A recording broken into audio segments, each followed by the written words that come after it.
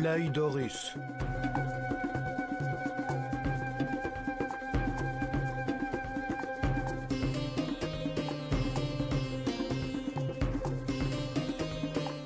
Deuxième partie, Osiris, le maître de la réincarnation.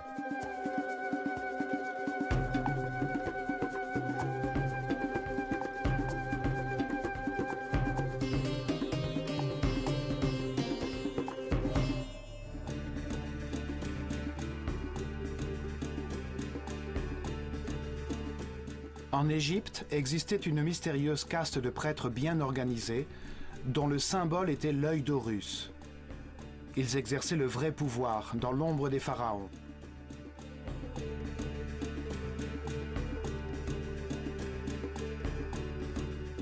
Ils descendaient de prêtres qui avaient survécu au cycle précédent de l'humanité. Ceux-là même qui avaient vu dans le déluge universel une chance de guider l'humanité vers une destinée plus haute et qui voulaient fonder une nouvelle société vouée à la perfection spirituelle.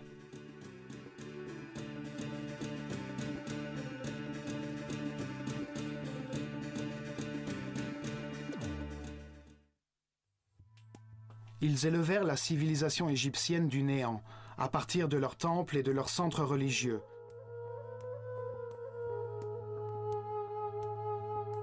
Dans les temples, ils concentraient le savoir, le pouvoir, la richesse matérielle et spirituelle.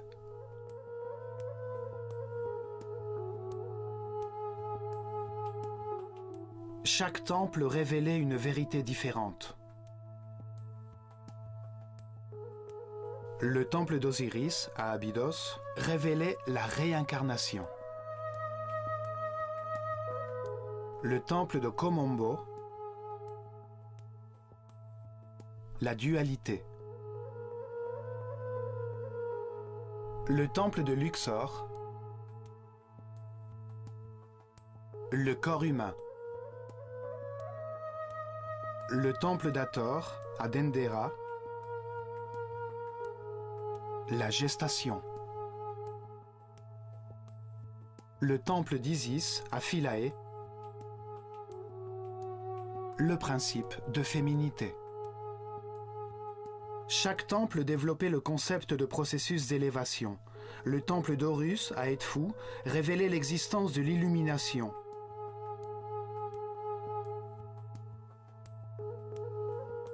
Le temple de Karnak était consacré à l'évolution de la conscience. Chaque temple était comme un livre ouvert qui racontait une histoire différente. Chacun d'eux était dédié à une partie de la révélation. Les temples transmettaient leur savoir par le biais d'histoires simples, remplies de mythes et de personnages fantastiques.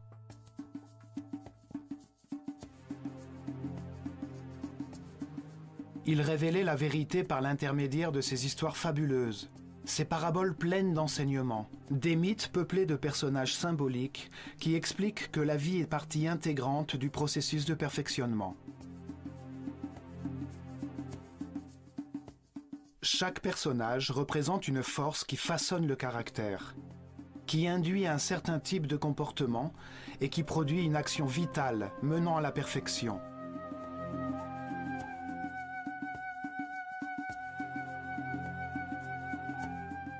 Les formes des personnages et des actions vitales qu'ils représentent témoignent de la grande sagesse des prêtres de l'œil d'Horus. Pour les choisir, ils étudient en profondeur les animaux et les insectes, jusqu'à ce qu'ils comprennent leur fonction vitale ainsi que son résultat.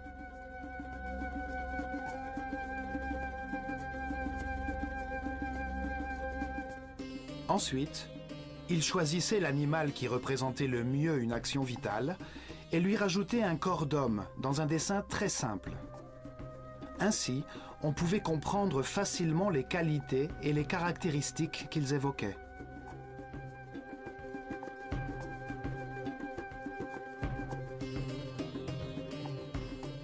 Un homme à tête de faucon est un être qui voit tout. Un oiseau qui vole évoque la liberté et la légèreté de l'esprit.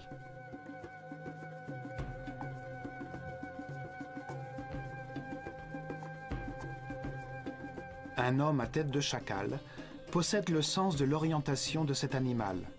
Le soleil au-dessus de la tête d'un autre signifie que sa sagesse est rayonnante, que sa conscience est très évoluée.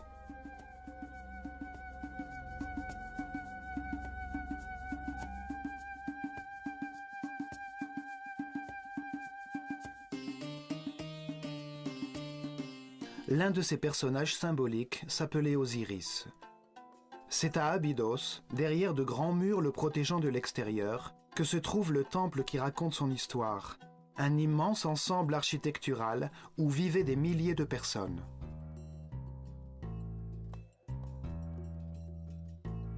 Nous verrons dans ce programme ce que ce temple cachait.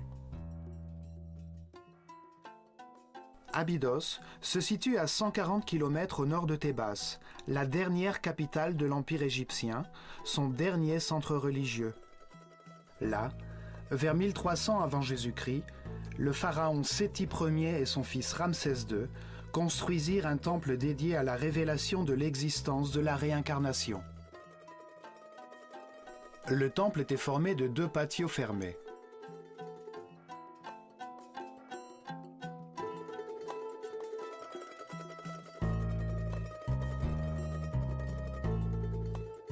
Deux énormes cours ornées de très hautes colonnes.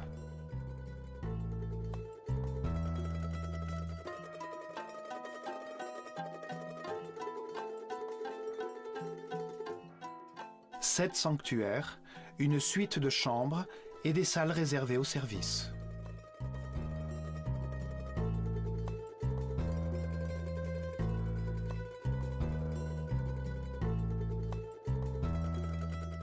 Osiris est le seigneur de la réincarnation. Il est la force qui guide le processus d'évolution de l'homme à travers ses nombreuses vies et qui fait de lui un être parfait et immortel.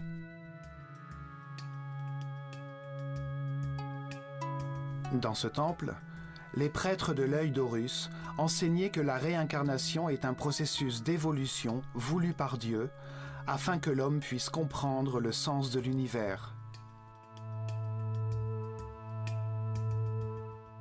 Cette vérité s'enracine lentement dans la conscience au fil de nos vies, afin que l'ignorance de nos enfants devienne sagesse. Ce processus transforme des esprits innocents en des êtres expérimentés qui comprennent la raison de leur existence. La réincarnation fait d'un être lourd et rigide, pétri de peur, un être souple et aérien qui vibre sur la plus haute fréquence de l'amour.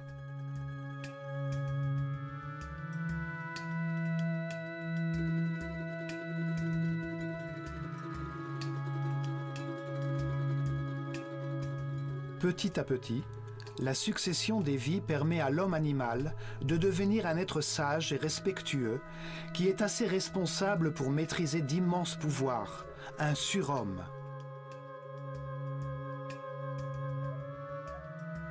Le processus de perfection passe par l'école universelle des contrastes. Une réalité de facteurs opposés, polarisés et duaux. La lumière et les ténèbres, la matière et l'esprit, la souffrance et le bonheur. Le contraste permet de comparer 2 éléments antagonistes. Parce que 2 situations sont opposées, on peut les différencier et comprendre laquelle est la bonne, laquelle mène à la perfection spirituelle, la paix et l'harmonie. Cette porte s'ouvrait seulement 4 fois par an. 4 jours d'importance durant lesquels une société guidée et réglée par les étoiles montrait à travers son architecture sa connaissance des mouvements du soleil. Ces jours d'équinoxe et de solstice définissent les cycles climatiques sur la Terre. Les 4 coins du soleil montrent les changements de saison, la crue du Nil, les périodes de semences et de récolte. Le premier rayon du soleil entrait par la porte du temple, illuminant la barque dorée à l'intérieur du sanctuaire d'Amon-Ra.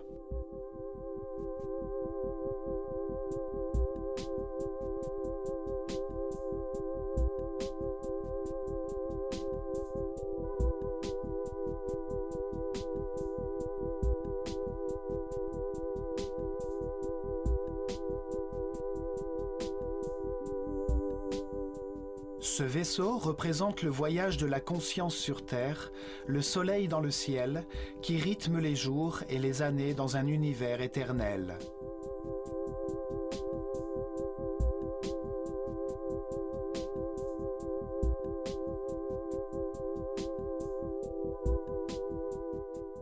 Le peuple pouvait seulement entrer dans ces patios pour assister aux cérémonies qui se déroulaient au crépuscule et à l'aube, les jours de solstice et d'équinoxe, comme dans tous les temples d'Égypte.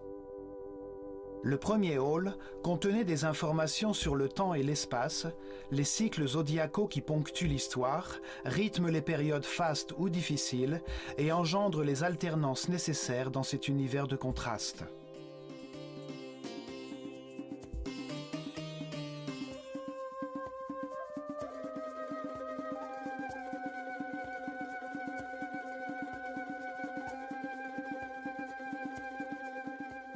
Dans ce monde cyclique, l'esprit se réincarne plusieurs fois dans différentes enveloppes charnelles qui lui permettent de vivre et de comprendre les valeurs qui structurent l'univers.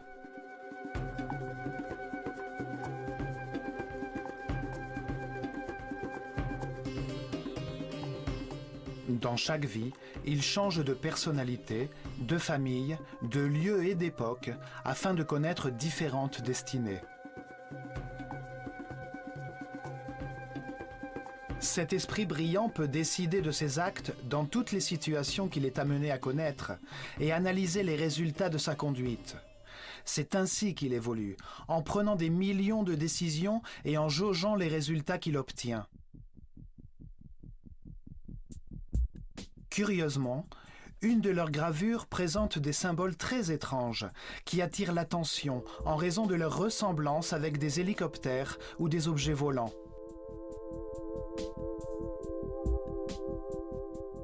Des milliers d'histoires ont été inventées à leur sujet. Certains disent que dans ces gravures, les Égyptiens ont laissé des messages écrits à l'attention des hommes du futur.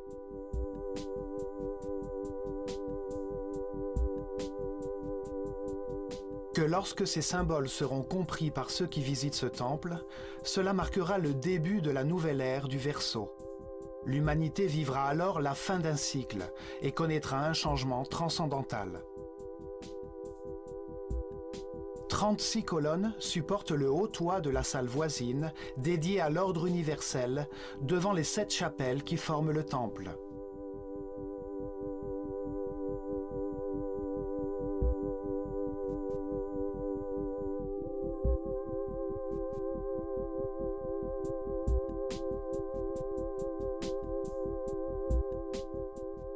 Dans l'une de ces pièces apparaît Isis, la sœur d'Osiris, qui fait naître la conscience d'un homme représenté sous les traits du pharaon Séti Ier, en possession du bâton de berger de l'humanité tout entière. Elle donne un souffle de vie à cet instant divin où l'esprit s'incarne dans un corps, afin de découvrir les vérités de l'univers et comprendre les résultats de toutes les décisions de sa vie. Au cours de chaque vie, l'esprit habite un nouveau corps qui obéit à ses décisions et lui envoie continuellement des informations du monde extérieur par l'intermédiaire de ses sens et de ses terminaisons nerveuses. Vie après vie, l'homme connaît toutes sortes de situations qui le relient aux autres êtres. Il tire des leçons de ses difficultés et trace ainsi sa destinée.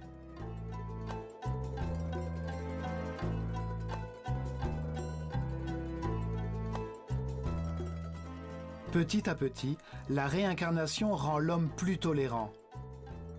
Il apprend à respecter les autres, à les accepter tels qu'ils sont, à s'adapter, car il comprend que tout le monde a une mission.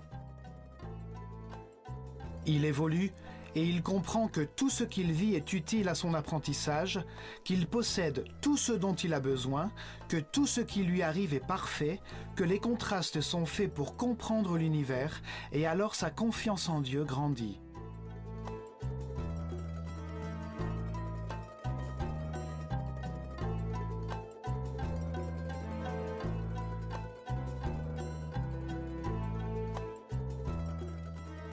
Sa souffrance devient paix, Son intolérance devient respect, son agonie devient harmonie. Il trouve le bonheur et, ce faisant, il élève son énergie vitale, il accède à de nouveaux sens et à de nouveaux pouvoirs. Il devient un être invulnérable.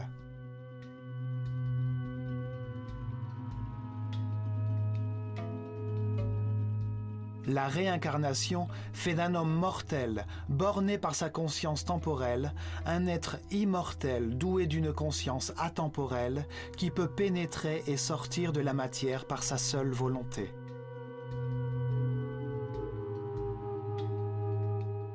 On vit plus d'une fois. La mort n'est qu'une porte vers d'autres circonstances de vie, vers une autre destinée. Chaque vie est une nouvelle leçon, une nouvelle étape dans le processus de perfection qui permet d'atteindre tôt ou tard l'immortalité par le respect et la paix intérieure. Les Égyptiens révélèrent que chaque esprit suit ce processus de perfection pendant un cycle cosmique, ce qui correspond à une rotation du système solaire autour du centre de la galaxie.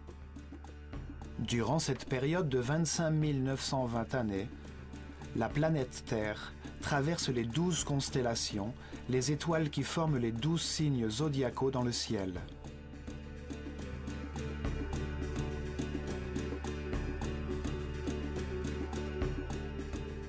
Ainsi, l'esprit peut recevoir les différentes énergies, les différentes forces des étoiles durant les 12 ères de 2160 ans chacune.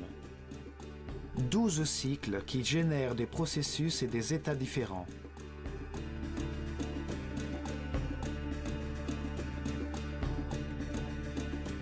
Durant ce cycle cosmique, l'esprit se réincarne 700 fois dans des corps, des lieux, des époques, des circonstances, des conditions et des personnalités différentes. Au cours de ces vies, il s'élève du 1er au 7e niveau de conscience.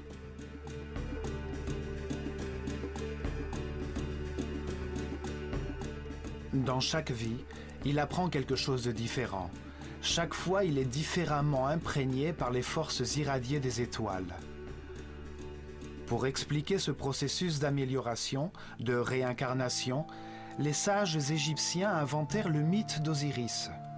L'histoire de deux forces opposées qui se manifestent dans l'esprit humain comme dans l'univers polarisé qui permet toute évolution. L'esprit humain, sous l'influence de la tension entre ces deux forces fondamentales, décide de sa conduite et de ses actes, et les résultats qu'il obtient sont une source d'apprentissage. La souffrance nous permet de comprendre le bonheur, l'angoisse nous permet de comprendre la sérénité.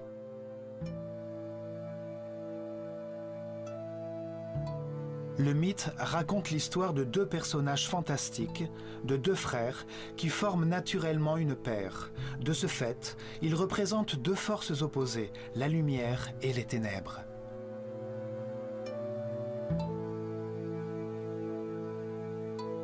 Osiris et Isis représentent la force de la lumière qui conduit l'homme vers la spiritualité, vers la perfection, qui l'amène à progresser sur le chemin de la conscience.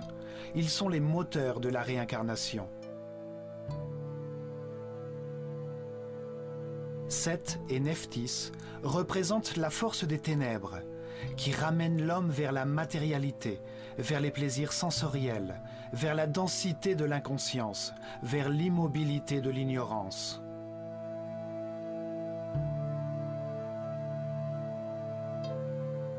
Osiris est la force active mâle, dont la volonté est fondée sur des certitudes acquises, sur des informations vérifiées qui conduisent ses actions vers la paix, l'harmonie et le bonheur. Symboliquement, Osiris est représenté par un homme enveloppé dans des bandages, l'esprit enveloppé par un corps. Il a une couronne blanche qui symbolise la conscience qui se forme dans son esprit, sertie de deux plumes, les deux pôles de l'univers, la dualité contradictoire qui nous permet de trouver la vérité par l'exercice de la comparaison.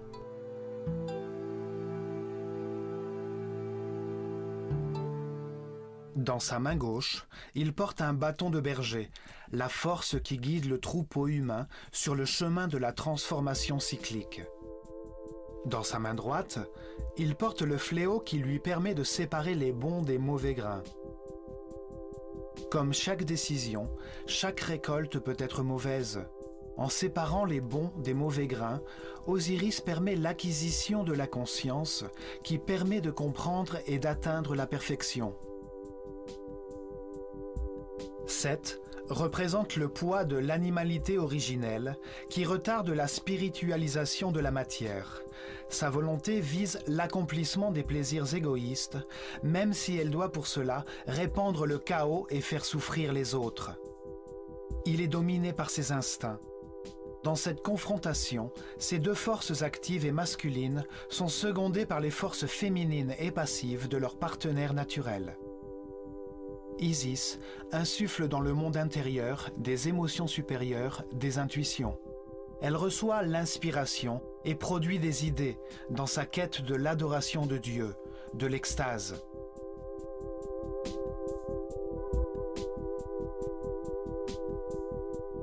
Nephthys ne perçoit que les sentiments et les désirs générés par son corps. Elle ne conçoit que l'analyse de la perception élémentaire du monde extérieur par l'intermédiaire des sens.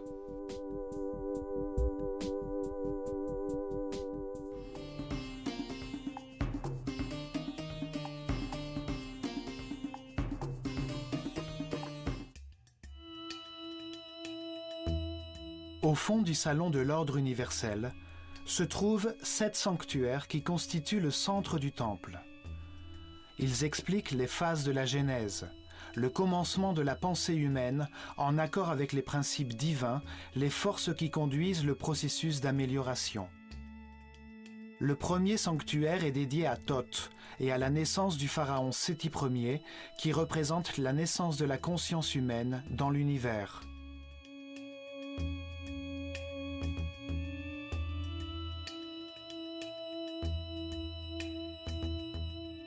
Dans la première de ces scènes symboliques, le grand prêtre de l'école d'Horus, recouvert d'une peau de jaguar, qui signifie le renoncement à la force originelle de l'animalité, préside la naissance du pharaon Séti Ier. La conscience qui participe à l'évolution de l'univers est née.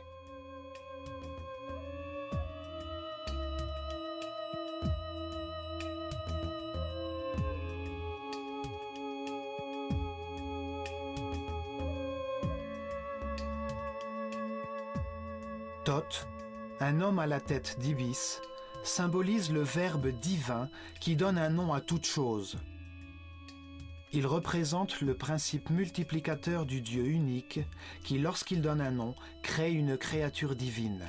Thoth porte le livre de la destinée où il inscrit les évolutions de chaque esprit, les noms et les formes, les différentes personnalités dans la chaîne de réincarnation qui le mène vers l'immortalité.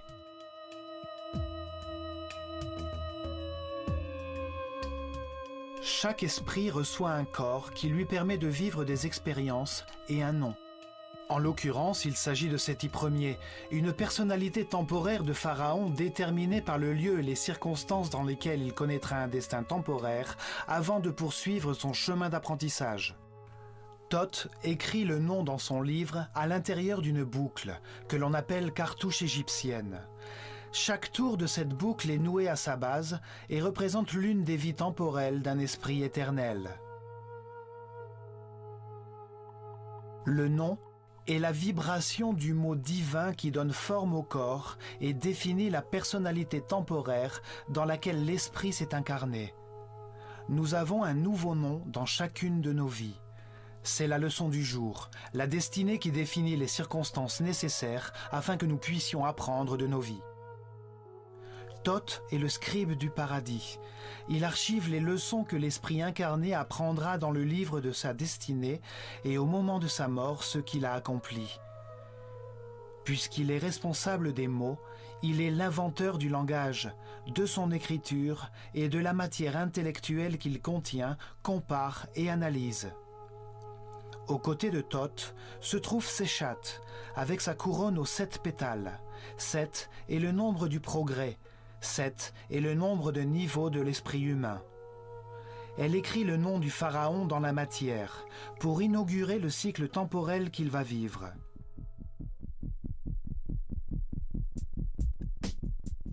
Une partie du mythe d'Osiris est appelée le procès du mort.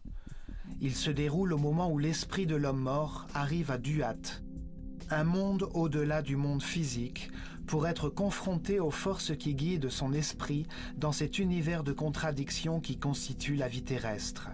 À Duat, il passe sa vie en revue. Il évalue ce qu'il a accompli et ce qu'il a compris sur l'univers. Ainsi, il élève le niveau de sa conscience atemporelle avant de se réincarner, avant de poursuivre son processus d'amélioration. Anubis, un homme à tête de chacal, guide l'esprit de l'homme mort dans ce monde immatériel. Le chacal est le symbole de la force directrice. Les Égyptiens, lorsqu'ils se perdaient dans le désert, retrouvaient le chemin de la civilisation en suivant les traces de ses pas.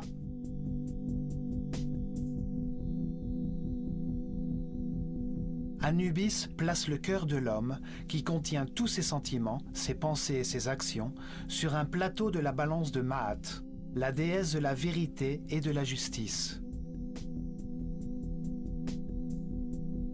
Pour lui faire contrepoids, sur l'autre plateau se trouve la plume de la vérité. Si son cœur est plus léger que la plume, c'est qu'il a appris les bonnes leçons. Il est reçu par Thoth, l'homme à la tête d'Ibis. Il symbolise le Dieu unique qui multiplie les êtres de la création.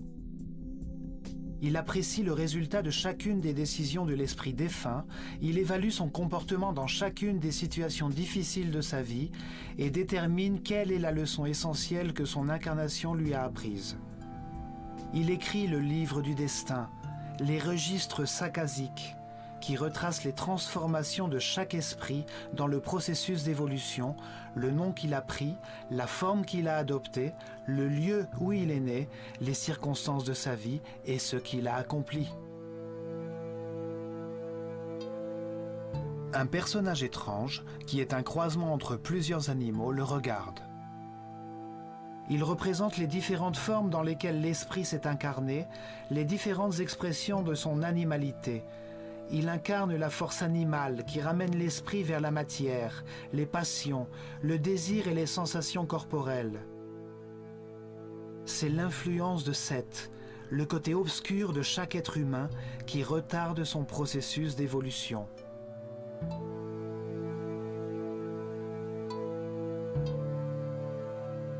L'esprit retient dans son moi éternel les expériences de sa vie temporelle avant que Thoth ne lui assigne un nouveau destin. Une nouvelle leçon à apprendre, une nouvelle vie à vivre. Il est guidé par Horus, la lumière de sa propre conscience. Horus l'attend, prêt à le recevoir au moment de sa libération finale, lorsqu'il aura achevé son cycle de réincarnation et qu'il aura tout appris. Il lui dit d'entrer dans le sanctuaire de son nouveau corps, là où sont les nouvelles forces qui dirigeront sa conscience. Tout en haut se trouve Osiris, la force qui donne vie au processus d'élévation vers la spiritualité et le renoncement aux passions animales.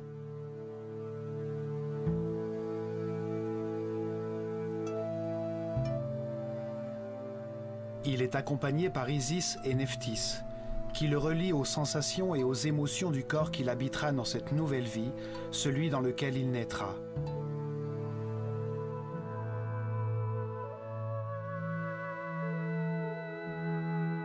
Les trois autres sanctuaires sont dédiés au seul et unique Dieu vénéré par les Égyptiens, celui qui est partout. Mais il est représenté en trois phases différentes, trois différentes postures du même Dieu. L'Égypte est le pays du Dieu unique. Elle l'a toujours été. Mais pour les Égyptiens, ce Dieu unique, cette conscience absolue et indivisible, se manifeste dans l'univers à trois moments différents de la Genèse. Les prêtres utilisaient trois noms différents pour symboliser ces trois phases de la création, afin de faciliter la compréhension de l'œuvre de Dieu.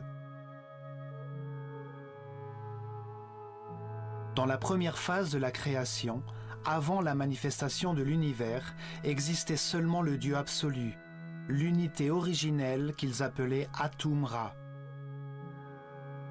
Les Égyptiens ne lui ont jamais donné de représentation physique, et dans les hiéroglyphes, il apparaît sous la forme d'un disque doré, un soleil symbolique, source de lumière. Le sanctuaire d'Atum-Ra est le premier des trois. Atum-Ra est le Dieu absolu qui ne s'est pas encore manifesté dans l'univers, l'unité, la substance homogène originelle, le chaos qui contient virtuellement tout, le néant, le grand principe, la profondeur des profondeurs. C'est l'esprit divin, éternel, immuable, qui sait tout et qui est partout. Le second sanctuaire est dédié au Ptah. Ptah est le nom de Dieu lorsqu'il manifeste sa volonté par la création et donne naissance à l'univers. Dans cette deuxième phase, Dieu met en mouvement sa volonté, son énergie divine, pour donner vie à l'univers et créer la matière. Le Dieu créateur de l'univers était appelé Ptah-Ra. Il est représenté dans les Écritures saintes par un homme enveloppé dans des bandages et qui tient un bâton formé de 3 symboles. L'Ankh, ou symbole de l'énergie vitale créatrice, qui se manifeste sous forme de vie dans les pulsations de notre système vasculaire et qui est la force divine source de toute vie. Le Was, qui représente l'artère principale. Il symbolise le canal par lequel l'énergie circule dans tout le corps. Il a également la forme d'un bâton, comme celui que les Égyptiens utilisaient dans les champs pour chasser les serpents. Il contrôle le courant vital, le serpent énergétique, le Kundalini, qui monte le long de la colonne vertébrale. Le Djed, quant à lui, symbolise l'essieu de la croissance et du développement de tout être vivant, l'épine dorsale qui structure tous les êtres et qui façonne leurs différents corps. Le bâton de Ptah a donc une forte dimension symbolique qui renvoie à l'idée de l'énergie génératrice de vie. Ptah indique par conséquent le moment où la volonté de Dieu se manifeste par l'intermédiaire d'une force qui le dépasse et qui condense toute sa substance originelle que nous appelons esprit. Ce mouvement engendre une force expansive contraire qui met l'univers en mouvement. Ces deux forces polaires opposées créent des moments d'équilibre qui laissent place au cosmos, aux planètes et à la nature. De nos jours, les scientifiques appellent ce moment le Big Bang. Ils appellent la force condensatrice la force centripète et le mouvement d'expansion qu'elle induit par réaction la force centrifuge. Depuis Einstein, il est admis que la matière est une forme d'énergie, une coagulation ou une condensation de lumière. L'esprit est considéré comme la substance originelle qui, en raison de sa nature propre, s'impose à lui-même une force condensatrice qui le comprime dans un volume, dans de la matière, dans une condensation de lumière. Ce faisant, il induit automatiquement une force opposée qui essaie de s'échapper de la forme dans laquelle elle est comprimée, donnant ainsi naissance au mouvement et au temps. La troisième et dernière phase de la création est lorsque Dieu crée l'homme à son image, en le dotant de la même capacité de création et de conscience que lui. Les Égyptiens l'appelaient Amon-Ra. Le symbole principal d'Amon-Ra est une grande couronne qui symbolise la conscience qui se forme dans un monde dual. C'est pourquoi elle est divisée en 2 branches qui s'écartent de l'unité centrale. Chaque branche a 7 feuilles, qui représentent les 7 niveaux par lesquels passe la conscience, depuis le moment où elle s'incarne pour la première fois dans un corps humain, jusqu'au moment de son illumination, de sa libération des contraintes matérielles. Lorsque l'ordre sacerdotal disparut, la signification de ces symboles fut perdue. C'est pourquoi nous avons cru que ces prêtres étaient idolâtres et polythéistes. Toutefois, l'Égypte antique a toujours cru en un seul et unique Dieu. Il suffit de comprendre la signification de chaque symbole pour décrypter cette théologie apparemment complexe et se rendre compte qu'elle est aussi simple que l'organisation géographique des temples.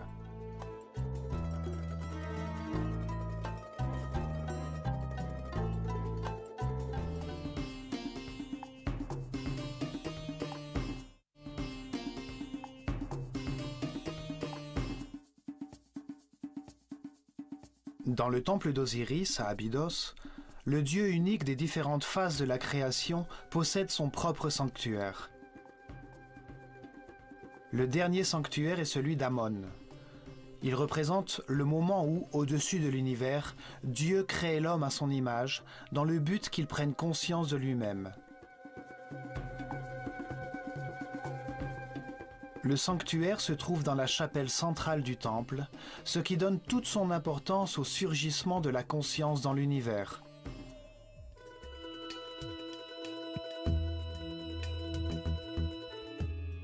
Sur ces murs, on peut voir le symbole du dieu Amon-Ra et du pharaon, qui incarne l'homme doué de conscience, empli de la gratitude de vivre, car il accepte les côtés lumineux comme les côtés sombres de la vie. Il accepte le plaisir comme la douleur et conçoit son existence comme un processus d'amélioration. Amon-Ra symbolise également la multiplication de la conscience. Il a un bâton à la hauteur de son nombril, d'où est sortie l'humanité. Il porte toujours un symbole sacré avec lui, la clé de la vie, l'Ankh, ou le canal de l'énergie, le Was. L'univers et son essence, l'homme, évoluent vers la conscience absolue. La destinée divine de l'homme est d'atteindre l'étape suivante dans son évolution pour arriver à un degré de spiritualité qui dépasse la raison. Le pharaon enveloppe Amon-Ra d'une cape transparente. Ce geste symbolise la manière dont l'homme donne une forme à Dieu, comment il le représente dans son esprit et comprend les raisons de son existence. Il pointe du doigt le troisième œil, qui est considéré par de nombreuses religions et de nombreux cultes comme la porte vers un autre monde. Amon-Ra reçoit une tasse en forme de cœur qui contient tout l'amour et la sagesse accumulés au cours de l'évolution humaine.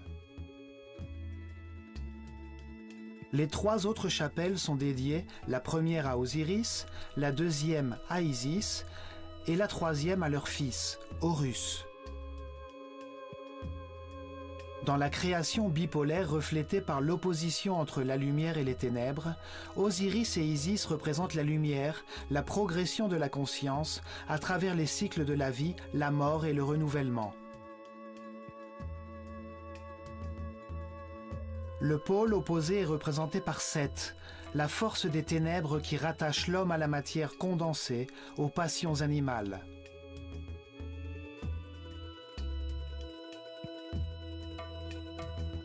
Horus est né lorsque la lumière a vaincu les ténèbres. Il est le fils d'Osiris et d'Isis.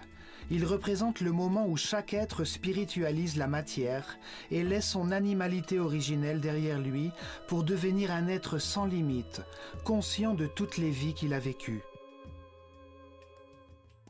Osiris apparaît sur les murs de son sanctuaire avec différentes couronnes symboliques sur sa tête qui représentent les différents moments du processus d'amélioration, ainsi que les différentes étapes et les différents états qui y correspondent. Ce processus d'évolution se déroule de deux manières en même temps. Il y a d'une part un processus visible d'évolution physique, par lequel une forme corporelle complexe est conservée et transmise par héritage.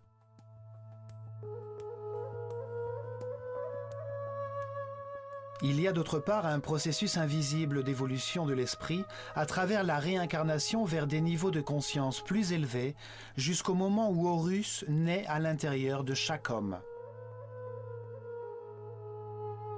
Par ce processus de transformation de soi, l'homme renonce à son animalité originelle qui n'est plus que le poids mort de sa subconscience corporelle.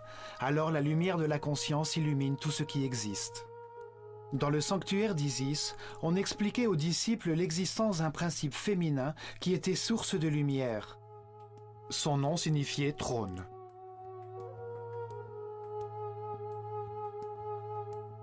Chaque image symbolique permettait d'exprimer une pensée d'une manière très simple, par-delà le langage. D'après la philosophie ésotérique, chaque symbole a 7 clés. Isis est symbolisée par une femme qui a un vautour au-dessus de sa tête, sur laquelle sont placées des cornes de vache entourant un disque d'or. Osiris et Isis représentent deux forces jumelles qui permettent l'évolution de la conscience par la spiritualisation de la matière. Dans leur histoire mythique, ils sont à la fois frères et sœurs et mari et femme.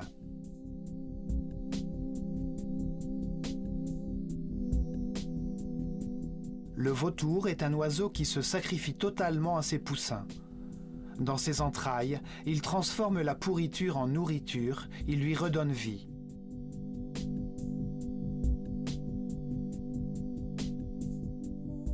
La vache évoque la nutrition. Ses cornes ont la forme de la lune, la mère de tous les cycles. Elles entourent le disque d'or, la lumière du soleil, source de la vie, la lumière de la conscience.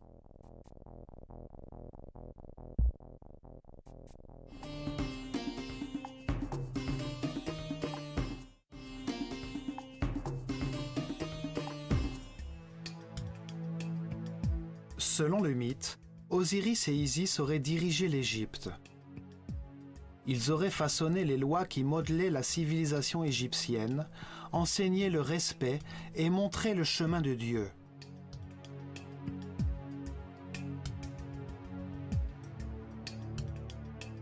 Après avoir accompli cela, Osiris se met à la recherche de nouvelles vérités et part en voyage en laissant le royaume, symbole de l'esprit, dans les mains d'Isis, sa femme et sœur.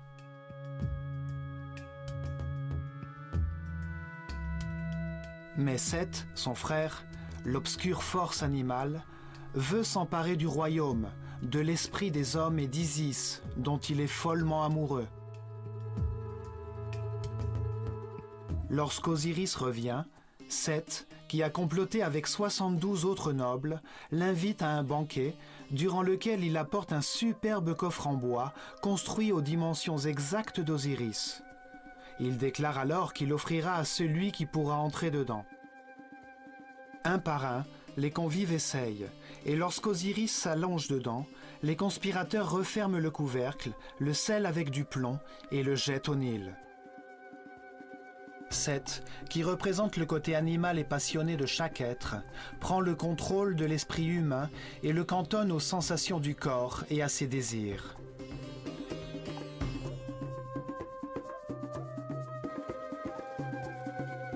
Les conspirateurs symbolisent les réincarnations que doit vivre la conscience, enfermée dans le corps comme dans un coffre, durant un cycle cosmique, avant de transformer la matière en esprit.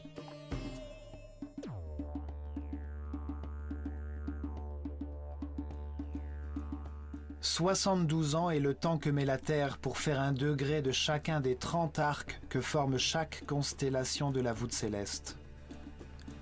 Les 12 aires zodiacales, les 12 constellations, occupent les 360 degrés du ciel. La grande rotation du système solaire, appelée le cycle cosmique, s'effectue en 25 920 ans.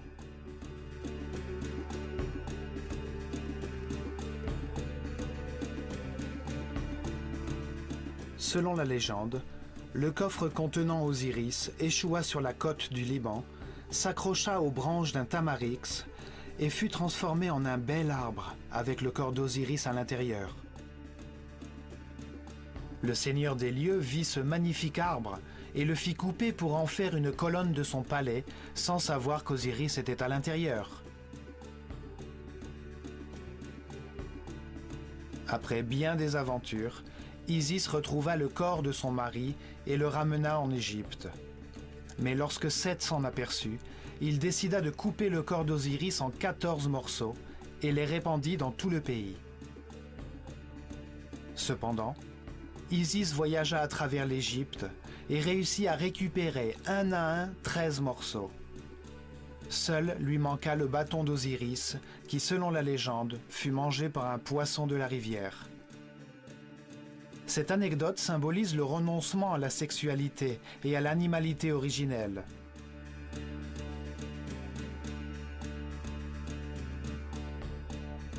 Isis, avec l'aide de Thoth, réunit les morceaux du corps d'Osiris et communie spirituellement avec son mari. Elle s'imprègne de son odeur et tombe enceinte d'Horus.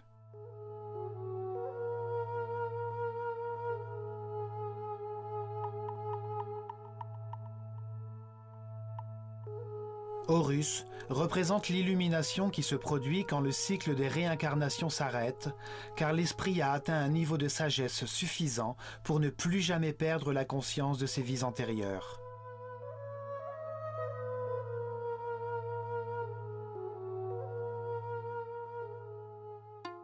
Cette histoire est une parabole de l'évolution, du processus de l'esprit humain depuis sa première incarnation corporelle jusqu'au moment où, après de nombreuses vies, guidé par ses émotions supérieures, son inspiration et son intuition, il reçoit pour toujours l'illumination et la sagesse.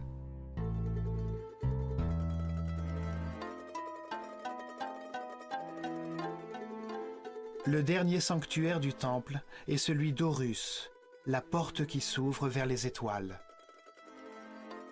Horus représente le moment de la résurrection, de l'illumination et de l'immortalité. La fin des contraintes matérielles. Le moment à partir duquel l'homme a éternellement conscience de toutes les vies qu'il a vécues.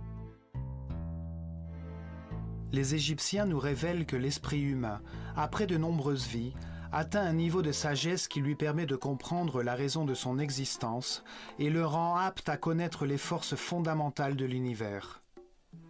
Cette compréhension, qui résulte des expériences de plusieurs vies, conduit l'homme vers l'harmonie. Arrivé à ce point de son évolution, il peut se libérer du cycle des réincarnations et des contingences de la matière. À cet instant, il respecte tout ce qui existe. Il accepte que tout ce qui arrive dans ce monde est parfait et il demeure en paix et en harmonie. Il possède alors une grande quantité d'énergie vitale et il décide avec toute sa volonté de vouer son existence à la découverte de Dieu. Si, lorsqu'il atteint ce niveau, il décide de s'efforcer à atteindre la perfection, alors il ouvre la porte du chemin d'Horus, vers la transformation ultime qui met un terme au cycle des réincarnations. Horus représente le triomphe de la lumière sur les ténèbres, le contrôle sur l'animalité originelle, la fin des contraintes matérielles. L'ultime passage de l'ignorance à la sagesse, la porte dimensionnelle qui permet de s'élever dans la hiérarchie de l'univers.